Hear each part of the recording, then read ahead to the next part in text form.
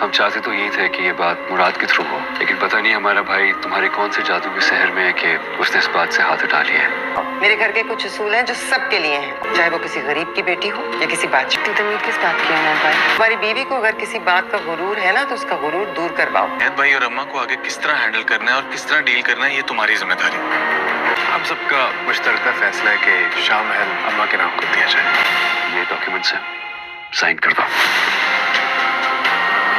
इस बार मुराद ने ठान ली है कि वो नूरबानो का साथ कभी नहीं छोड़ेगा, क्योंकि जो कुछ भी हुआ वो नहीं होना चाहिए था। अपने चचा की मौत का दुख उसे भी है और ये गिल्ट उसे अंदर ही अंदर खाई जा रहा है कि अपने चचा की मौत के जिम्मेदार वो भाई ही हैं। बस इसीलिए माँ के खिलाफ जाकर भी वो नूरबानो की मदद कर रहा है। नूरबानो को वो खुले अल्फाज में बता देगा कि उसे सब कुछ खुद हैंडल करना होगा। उसमें इतनी जरूरत नहीं कि वो अपनी माँ के सामने खड़ा हो सके। एक दो बार तो वो अपनी माँ के खिलाफ जा चुका है, इनकार कर चुका है, मगर अब जो कुछ भी होगा वो नूरबानो को खुद ही हैंडल करना होगा। नूरबानो जब इनकार करेगी तो हन्नैन एक बार फिर नूरबानो के पास कागजात लेकर आएगा और वो नूरबानो के साथ सख्ती करेगा, जिसके नतीजे में उनकी हाथापाई हो जाएगी और इसी जबरदस्ती के दौरान नूरबानो की कमीज का बाजू भी फट जाएगा। नूरबानो के कपड़े फटते ही मुराद को बहुत ज्यादा शदीद किस्म का गुस्सा आ जाएगा और उसी वक्त नूरबानो चिल्लाने लगे कि हनैन उसकी इज्जत पर हाथ डाल रहा है। मुराद और हनैन की अच्छी खासी लड़ाई हो जाएगी। दोनों भाइयों को लड़ता हुआ देखकर नूरबानो तो बहुत ज्यादा खुश होगी। वो तो यही चाहती थी कि नूरबानो के बेटों में फूट पड़ जाए और इसमें वो काफी हद तक कामयाब भी हो चुकी है। सफीना ने जिस तरह से बहन बन के उसको सारे राज बता दिए, उसके बाद सफीना के साथ उसकी दोस्ती तो बहुत अच्छी हो चुकी है, लेकिन यहाँ पर उनकी मंजली बहू ने जो कारनामे सर अंजाम दिए, उसके बाद आने वाला वक्त तो उसके लिए भी बड़ा कठिन साबित होगा। जिस तरह से उसने सफीना और नूरबानो की सारी बातें नूरजहां के गोशे गुजार कर दी है और अपने नंबर भी बढ़ा लिए हैं।